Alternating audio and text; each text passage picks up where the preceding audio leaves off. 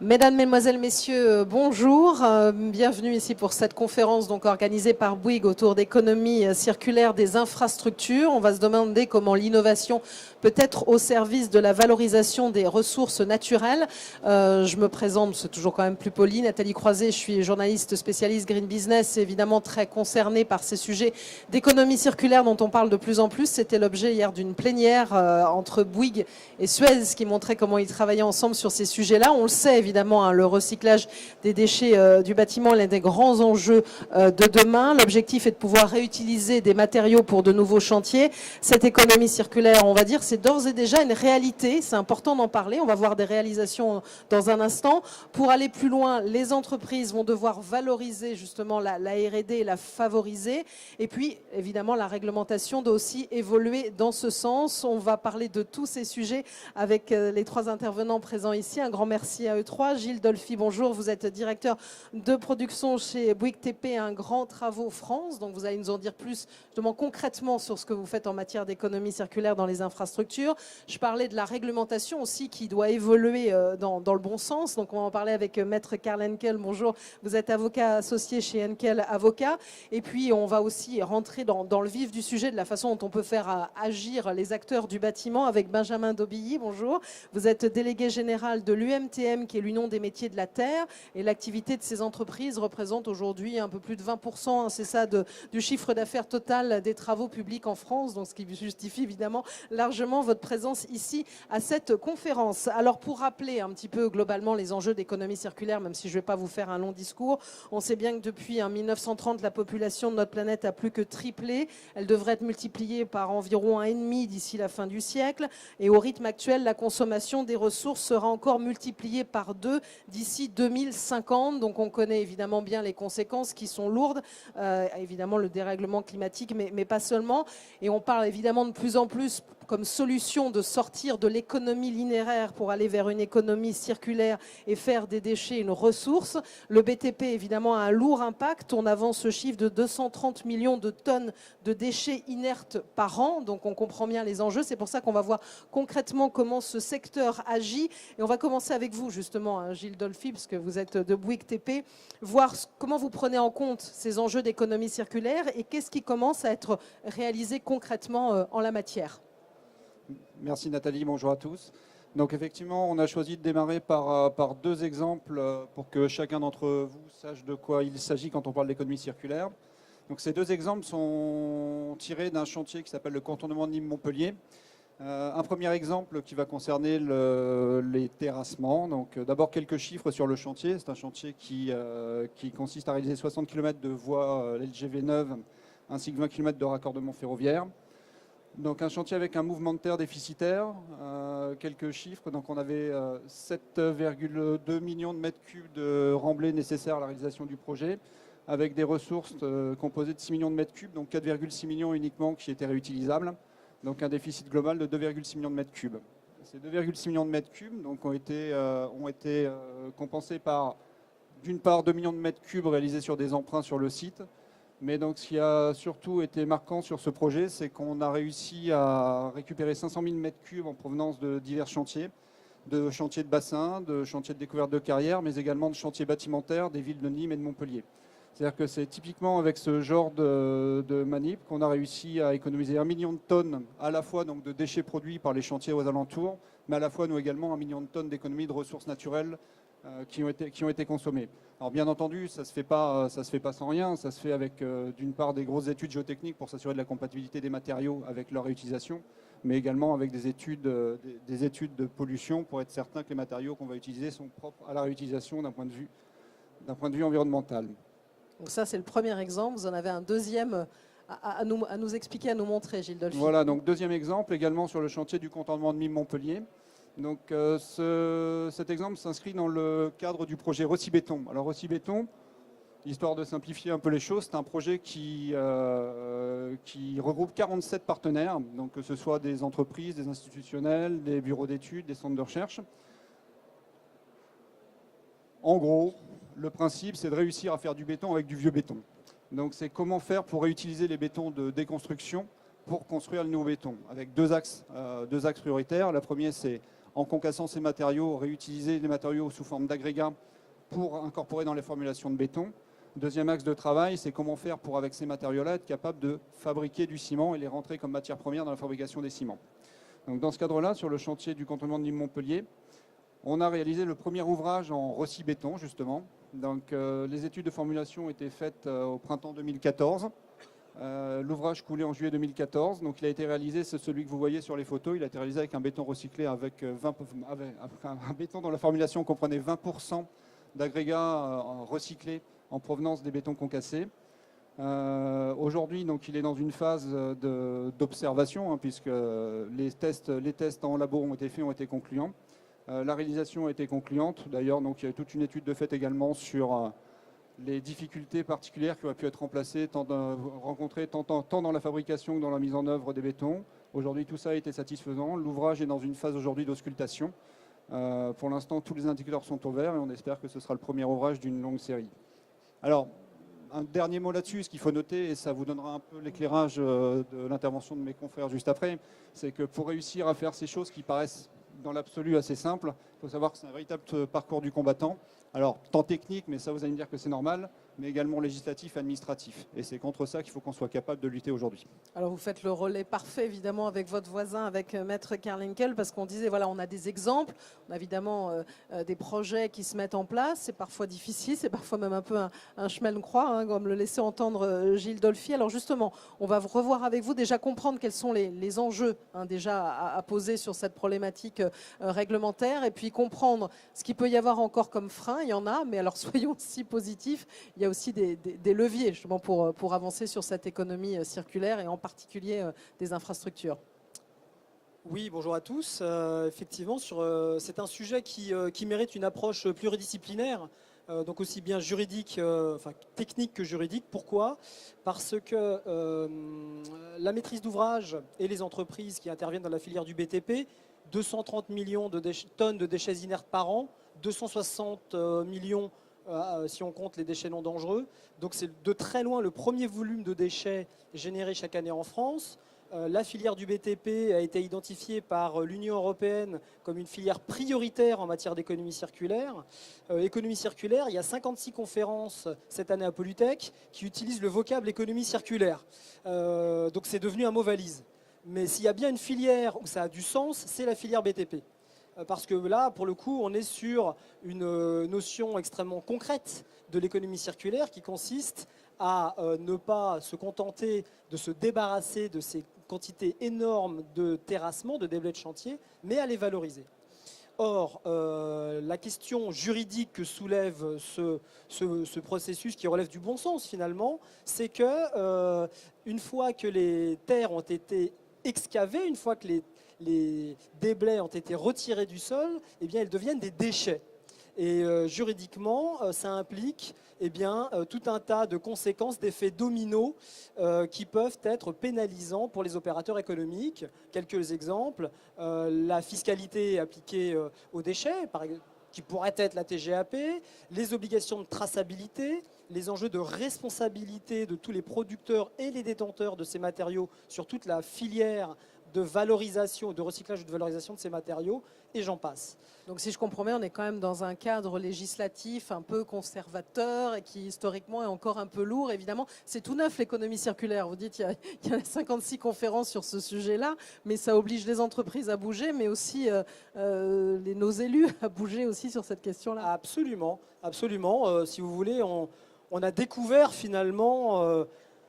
J'utilise souvent cette illustration, tel monsieur Jourdain qui découvre qu'il faisait de la prose, on a découvert qu'on manipulait des déchets avec une directive européenne du 19 novembre 2008 qui a permis à chacun de constater ce que c'était qu'un déchet. Sans rentrer dans les détails trop techniques, si vous voulez, la question est la suivante, c'est que le droit, il est par définition assez conservateur. Pourquoi ? Parce qu'il est l'héritier de 2 siècles de politiques, de pratiques technico-industrielles, économico-technico-industrielles. Donc ces pratiques linéaires qu'on rattache à l'économie linéaire ont engendré un cadre juridique spécifique. Et aujourd'hui, si on veut changer le paradigme intellectuel qui consiste en reprenant cette expression, à faire de nos déchets des ressources, il faut aussi changer de paradigme intellectuel sur les aspects juridiques. Et donc, il faut s'interroger sur qu'est-ce que de la valorisation, qu'est-ce que du réemploi, qu'est-ce que du recyclage. Il y a une jurisprudence récente de la Cour de justice de l'Union européenne, c'est l'autorité suprême en matière de juridiction en Europe, et qui dit, depuis le mois de juillet 2016, cet été, la valorisation, c'est deux conditions. C'est une utilité. Il faut que la fonction des matériaux réutilisés soit utile.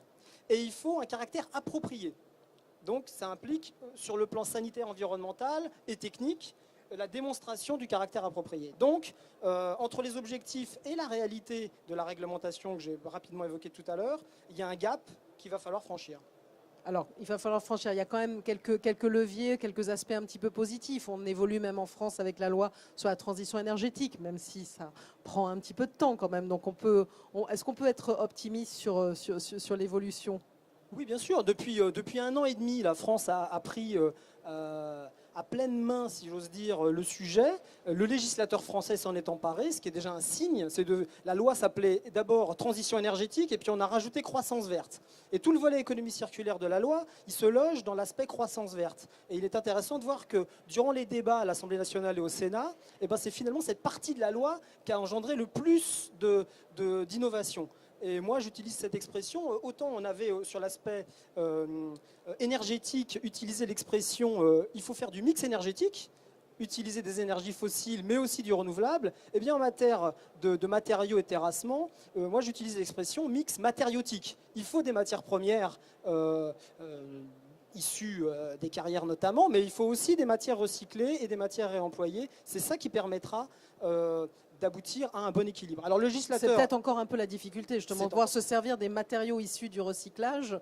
Il y a encore beaucoup de doutes. Il y a même des doutes sur la qualité de ces produits-là aussi. Donc, il y a encore beaucoup de choses à faire bouger en la matière. Absolument. Et ce n'est pas le législateur seul qui va pouvoir trouver les solutions. Ce sont notamment des instruments qui relèvent non pas de ce qu'on appelle de la hard law, c'est-à-dire du droit strict, mais de la soft law, du droit mou, du droit souple. Ça peut être la norme, ça peut être des guides techniques, ça peut être la pratique des professionnels. Juridiquement, rien ne sera défendable juridiquement si ce n'est pas techniquement démontré et défendable. Donc il faut inverser la logique. C'est l'évolution technique qui va permettre l'évolution juridique et pas le contraire. Donc si je vous entends bien, ce que peuvent faire les entreprises en la matière peuvent faire bouger les lignes du côté des législateurs. Finalement, c'est ça la soft law dans cette histoire-là. C'est comme ça que ça se passe, c'est les Green Deal, c'est toutes ces notions-là, à condition de se faire reconnaître le droit à l'expérimentation, le droit à l'erreur, et d'être soutenu par la maîtrise d'ouvrage, et notamment la maîtrise d'ouvrage publique, dans la définition des besoins, à travers notamment les cahiers des charges, par exemple. On voit quand même d'évolution, notamment sur les chantiers routiers, quand même, où il y a quelque chose aussi, il y a des lois, on commence à fixer des nouvelles barrières aussi, si on peut dire, qui font que ça évolue un peu. La France a été extrêmement ambitieuse, puisque cette fameuse loi transition énergétique, qui est l'équivalent en 2015 du Grenelle de l'environnement en 2009, elle fixe un objectif de 50% de réincorporation de recyclés et réemployés dans les travaux routiers à horizon très proche. Et elle reprend l'objectif européen de 70% de valorisation des déchets du BTP. Donc pour atteindre ces objectifs, et si on ne veut pas se contenter des modèles linéaires qui ont fait leurs preuves mais qui maintenant connaissent leurs limites, il va falloir effectivement faire confiance aux entreprises sur des solutions innovantes. Alors, faire confiance aux entreprises, aussi aux professionnels. Je vais vous faire passer le micro à votre voisin, donc Benjamin Domillier, délégué général de l'UMTM, et voir avec vous comment la profession peut peser justement sur l'écosystème et pouvoir développer cette économie circulaire. Finalement, Karl Henkel en parlait il y a un instant en parlant de guide aussi, donc ça aussi, ça fait partie notamment de ces outils qui peuvent servir pour faire avancer le sujet. Oui, tout à fait. Et je vais rebondir et à la fois sur le propos de M. Henkel et sur celui de Gilles Dolphy. Les organisations professionnelles que je représente, le syndicat des terrassiers, les autres syndicats de l'Union des métiers de la terre et de la mer, doivent encourager la mise en place Approchez votre micro de votre bouche pour qu'on puisse bien, merci. Doivent encourager la mise en place de recherches collectives du type de celle de Rossi-Béton. Mais comme d'autres par le passé, on a des projets nationaux comme Terre d'Ouest qui ont été particulièrement soutenus par le syndicat des terrassiers, parce que ce type de recherche, ça facilite le consensus, des gens du réseau scientifique et technique, et ça permet également un transfert plus facile des résultats de ces recherches. Derrière, on consolide ces résultats techniques, ces bonnes pratiques dans les guides, hein, les guides que vous avez, Oui, qu'on voit sur l'écran. Voilà. Affichés à l'écran, qui sont sous publication du CIREMA, régulièrement sur commande du ministère. Donc on est bien dans la logique là de la soft law évoquée par Maître Henkel. Alors ça peut être les aspects techniques aussi bien ou les aspects environnementaux. On peut trouver les deux finalement dans ce type de guide que vous proposez. Oui, tout à fait. Hein. Le plus récent est le guide sur l'acceptabilité environnementale des matériaux de déconstruction en technique routière, et on aborde les deux sujets. Alors ça, celui-là, ce guide dont vous parlez, il est encore en train d'être mis en place. Je crois que vous avez eu aussi d'aller voir du côté du ministère aussi pour le valoriser. Hein. Ces guides relatifs à la gestion des matériaux naturels excavés en technique routière, c'est ça, et dans les projets d'infrastructure, pour être très précis. Matériaux de déconstruction. De déconstruction, voilà, exactement. Je reviendrai sur les matériaux naturels excavés à la fin de mon intervention.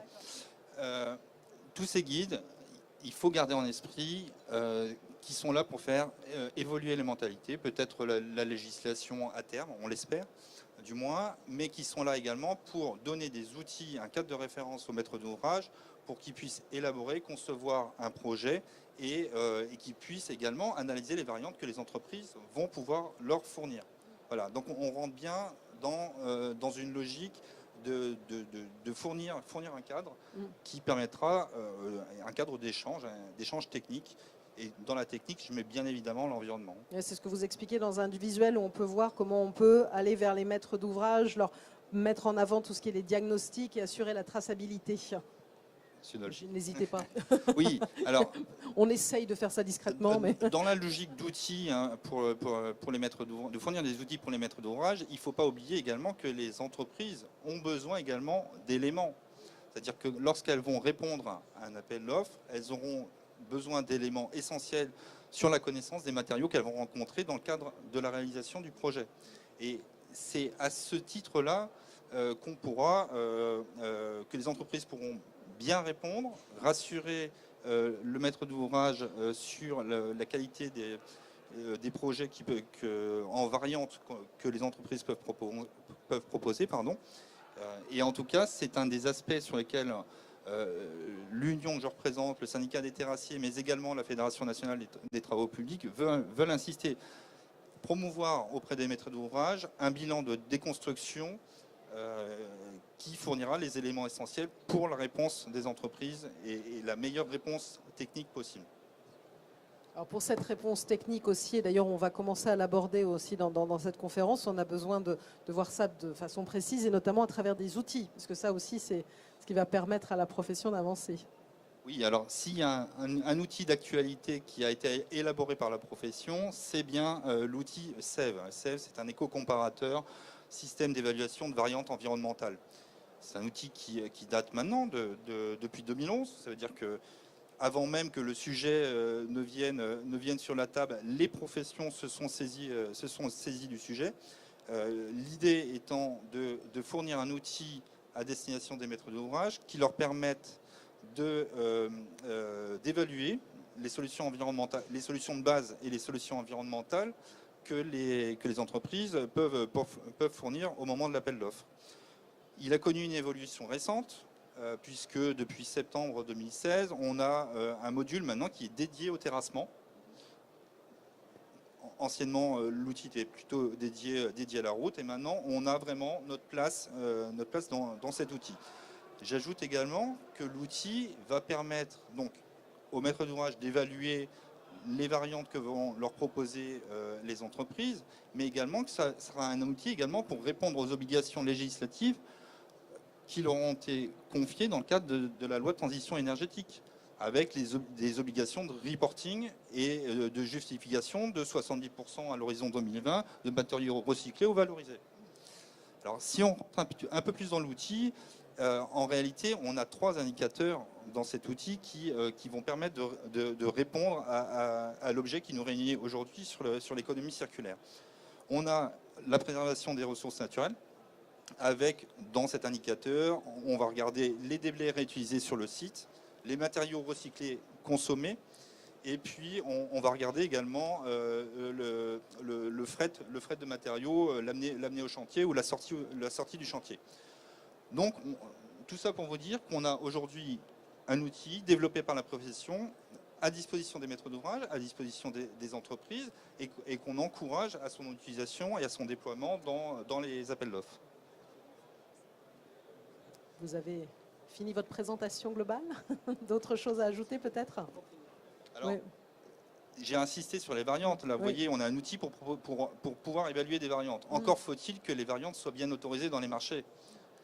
Aujourd'hui, le Code des marchés publics prévoit que les variantes sont autorisées, sauf si elles sont interdites. Et malheureusement, Je ferai réagir Karl Henkel sur cet aspect-là tout à l'heure aussi. et malheureusement, le constat qu'on en fait aujourd'hui, c'est qu'effectivement, on a des maîtres d'ouvrage qui sont un peu frileux et Oui. qui utilisent cette exemption et qui n'ouvrent pas les marchés à des variantes. Donc il faut que ce soit du donnant-donnant. Les entreprises sont prêtes, elles innovent, elles sont prêtes à proposer un tas de solutions.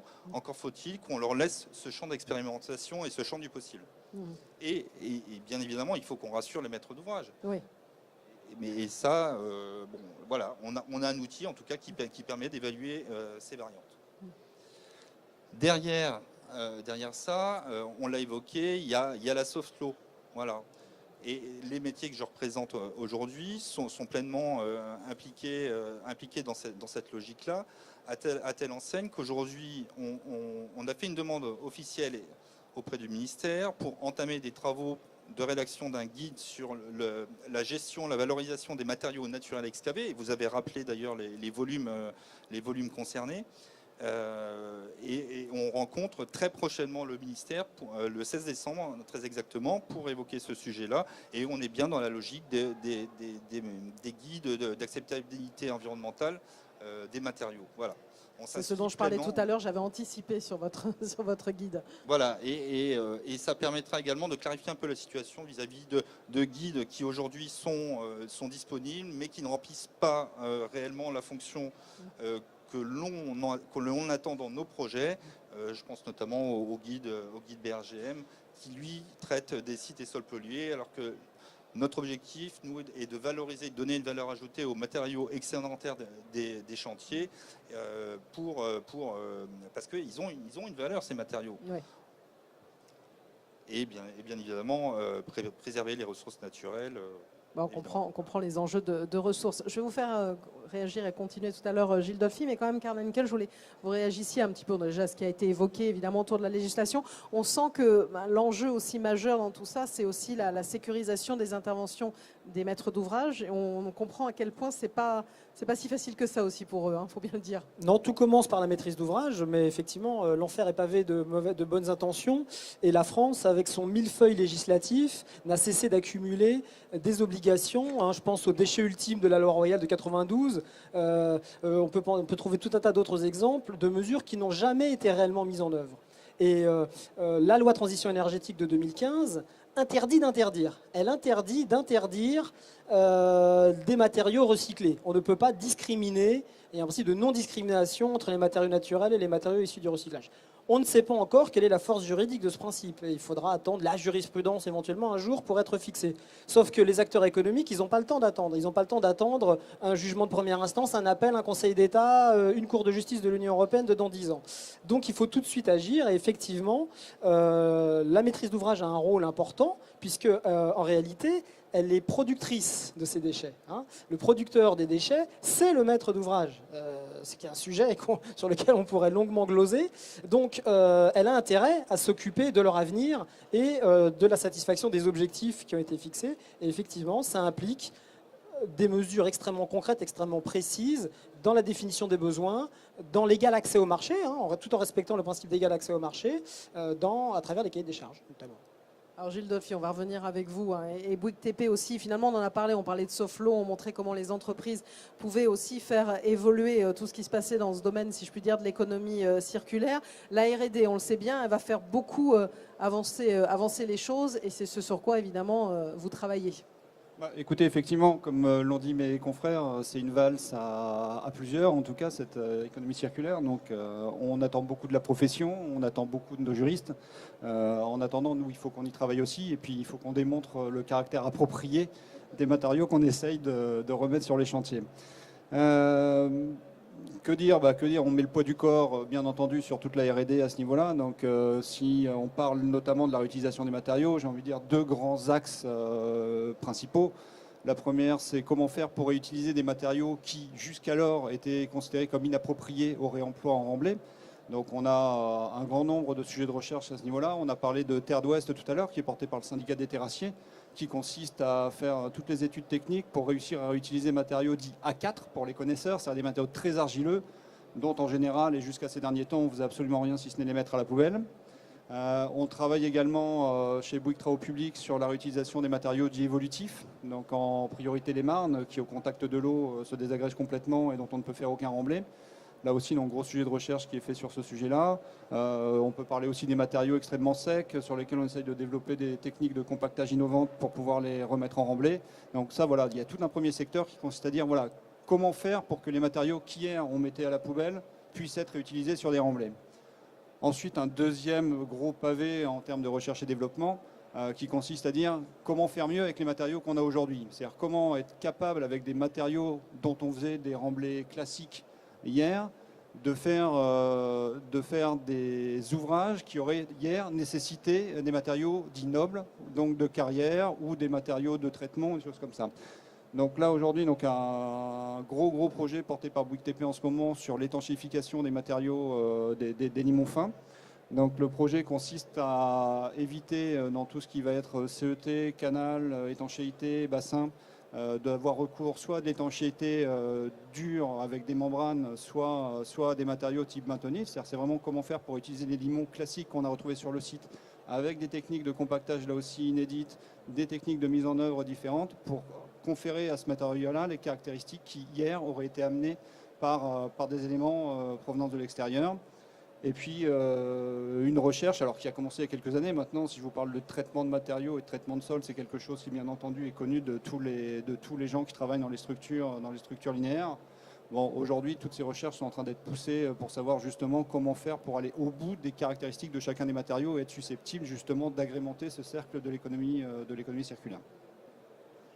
Ça, c'est l'essentiel des projets que vous aviez à présenter, à montrer. Alors évidemment, il y a un enjeu majeur en la matière. On en parle souvent, c'est ce qui se passe avec ce qui va se passer avec le Grand Paris. On estime à 40-50 millions de tonnes de terre, ce que pourrait générer d'ici 2030 les chantiers de construction, en particulier du Grand Paris Express, le futur réseau de métro de la capitale. Alors là, la Société du Grand Paris a lancé justement un appel à projet là, qui était en octobre dernier, justement pour cette gestion des déblais. Je crois que les entreprises ont jusqu'au 12 décembre, c'est ça, pour déposer leur candidature. Vous êtes tenté du côté de Bouygues TP sur cet aspect, sur répondre à cet appel d'offres. Évidemment, je ne vais pas dire le contraire, mais Gilles Dolphy. Bon, alors bien sûr un peu tôt pour en parler, puisque les dossiers ne sont pas encore déposés. Bon, bien entendu, Bouygues TP participera à cet appel à projet, qui est une première sur ce type d'opération. Le sujet en est de pousser les opérateurs économiques à proposer au Grand Paris, contre financement pour les dossiers qui seront sélectionnés, des projets qui sont d'ordre à améliorer justement la gestion des déblais, tant sur la réutilisation que sur la revalorisation que sur la traçabilité. Donc, bon, aujourd'hui, puisqu'on est entre nous, on va vous dévoiler un scoop. Donc effectivement, Bouygues TP a décidé de participer à cet appel à projet. Alors sur un axe un peu décalé, qui relève un peu de ce qui a pu être dit par Maître Henkel, qui est la traçabilité. Aujourd'hui, une des problématiques de nos maîtres d'ouvrage en ce qui concerne l'économie circulaire, c'est qu'il y a quelque chose de très facile pour eux, c'est prendre les terres, aller les emmener dans un centre de traitement des déchets. Comme ça, ils ont la certitude que tout ça s'est bien passé, ils sont tranquilles, ils ne peuvent pas être recherchés par le législateur. Quand on arrive, nous, avec nos gros sabots, qu'on leur explique qu'on va, non, attendez, parce que ces matériaux-là, on les met sur tel chantier, puis ceux-là sur tel chantier, puis ceux-là sur un tel, ils commencent à être un peu en panique, il faut reconnaître. Et donc, ça veut dire que nous, professionnels, on est obligés de proposer des solutions qui permettent justement aux maîtres d'ouvrage d'être rassurés quant à l'utilisation conforme des matériaux qui viennent de chez lui, sachant que c'est lui qui reste responsable jusqu'au bout de la chaîne. Donc au niveau de Bouygues TP, on s'est allié avec... Je crois que le alors, film part maintenant, vous voyez. c'est pas normal parce que normalement il partait pas. Et j'avais une Tout manip à l'heure, qu'on il ne avait partait donnée. pas et maintenant il part. Voilà. Il est facétieux ce film. Oh, je suis désolé, techniquement pas au point. Et donc voilà, l'idée ça a été de s'allier avec nos cousins de Bouygues Télécom pour utiliser en fait la technologie des objets connectés et de l'appliquer au déblai pour justement proposer à nos clients des déblais connectés. Alors le principe Ça, c'est c'est un ça. des grands enjeux, je vous interromps, de l'économie circulaire. On en parlait hier, évidemment, la place du digital, pouvoir être connecté pour connaître même voilà, la traçabilité des déchets, même nos poubelles. On parle de poubelles intelligentes, mais justement, savoir le contenu, etc. Et là, on est finalement typiquement aussi dans ces enjeux d'objets connectés, mais là, sur des chantiers. Voilà, donc c'est exactement ça, c'est-à-dire être capable donc d'apporter au maître d'ouvrage la certitude que les matériaux qui sortent de chez lui vont au bon endroit, et tout ça de manière à la fois continue, automatique, et j'ai envie de dire sans intervention humaine. C'est-à-dire qu'aujourd'hui, par les dispositifs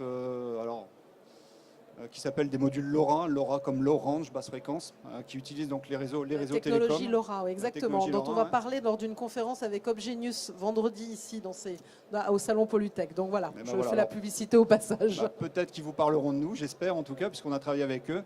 Et l'idée, c'est vraiment, voilà, donc le matériau quitte le chantier. En temps réel, le client peut savoir où il est sur le trajet. Et au moment où il est déchargé, c'est-à-dire en gros, vous verrez, je vais vous présenter un petit film derrière qui explique un peu le fonctionnement. Au moment où il arrive sur le chantier, il y a un déclenchement d'une borne qui automatiquement, par les réseaux Bouygues Télécom, reviennent dans le système d'information de nos clients, et il sait que les matériaux ont été déchargés à tel endroit en permanence. Donc voilà, on s'est placé sur ce créneau-là pour participer à cet appel à projet. Bon, je pourrais vous dire dans quelques semaines, quelques mois, si on a été sélectionné et si on a la chance justement de développer. Vous avez bien déposé un dossier avant le 12 décembre. Donc tout va Écoutez, bien. normalement oui, le responsable est juste derrière, j'espère qu'il ne sera pas en retard. Bon alors, je vais essayer de vous Alors, lancer on va le voir film. si ça je ne fonctionne. vous promets rien.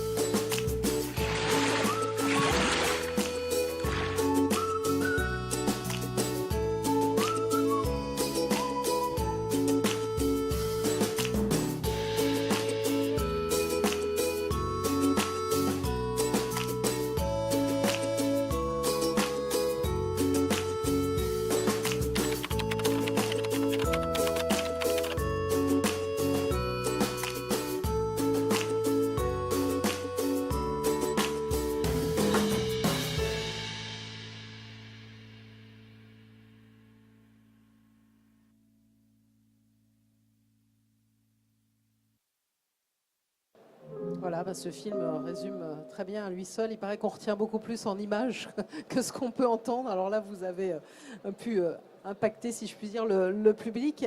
N'hésitez pas à poser des questions.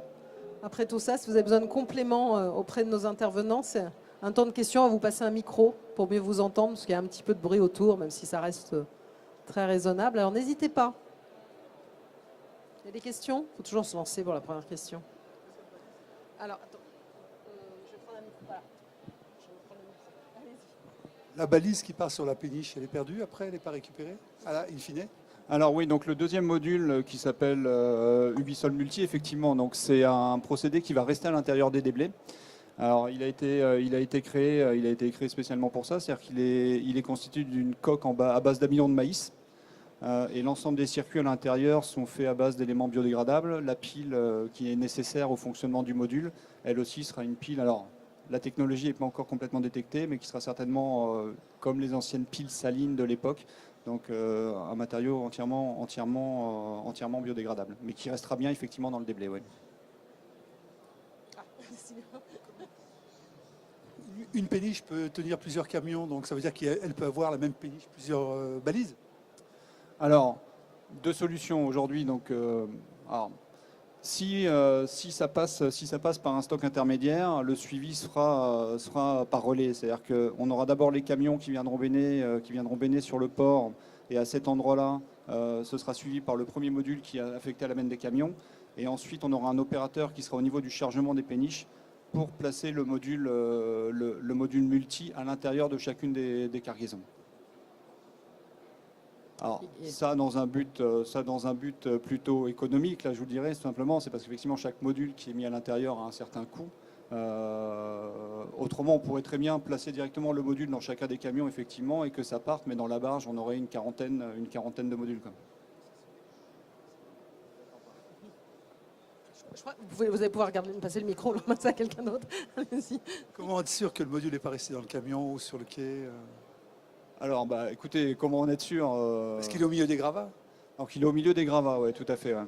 Non, mais d'où la deuxième solution, c'est-à-dire que ce sera plutôt une solution où, après le chargement de la péniche, un module sera réintroduit par un opérateur sur le quai. Après, ce sera donc certainement démultiplié pour être sûr effectivement d'avoir au moins un module qui puisse tracer et suivre les chemins.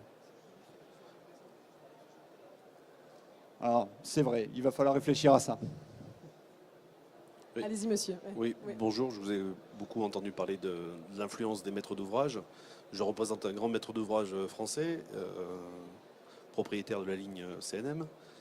Du coup, je ne vous ai pas entendu beaucoup parler de simplification, parce que pour la sécurisation des marchés, les maîtres d'ouvrage, quand je vois la slide sur la totalité des guides que vous avez présentés, CEREMA, CETRA, etc., comment voulez-vous qu'on s'en sorte ? Donc aujourd'hui, l'objectif numéro 1, c'est la simplification pour industrialiser. Et aujourd'hui, je ne l'ai pas entendu. Alors, c'est très compliqué de simplifier. oui, j'ai l'impression, même au niveau des lois, tout est compliqué. On parle de simplification administrative, mais je crois qu'on a un peu de travail encore. Alors, l'un des objectifs que je n'ai pas mentionné par rapport au guide, en tout cas projeté par le syndicat des terrassiers, l'UMTM, sur le réemploi de matériaux naturels excavés, en tout cas, c'est déjà de traiter à la fois la partie géotechnique et la partie environnementale. De concilier dans ce document les deux approches, parce qu'on considère qu'elles sont indissociables. Il y a des caractéristiques géotechniques des matériaux, on doit prendre en considération les contraintes réglementaires environnementales, mais en tout cas, voilà, une des mesures de simplification. Alors c'est un nouveau guide, certes, mais en tout cas, dans ce guide, vous aurez la solution pour traiter le problème d'ensemble. C'est une approche itérative, si vous voulez. Il n'y a pas de solution magique. Le choix de l'administration, c'était de défendre le principe de ces guides. Donc les acteurs économiques, ils se rattachent à cette solution parce que c'est celle qui a déjà été mise en œuvre sur un certain nombre de filières. Et on la décompose simplement. Les solutions qui ont été retenues sur certaines filières ne sont pas nécessairement transposables à l'identique sur d'autres. D'où la nécessité de sécuriser la connaissance que chacun a du sujet par une approche par guide. La simplification, c'est les deux conditions que je vous ai données tout à l'heure, la fonction utile et le caractère approprié. Si vous êtes capable de me démontrer le caractère approprié en une phrase, c'est parfait. Le problème, c'est que personne n'est capable de démontrer le caractère approprié aussi simplement. D'où la nécessité d'aller rechercher dans le détail, avec ces guides, des solutions pérennes.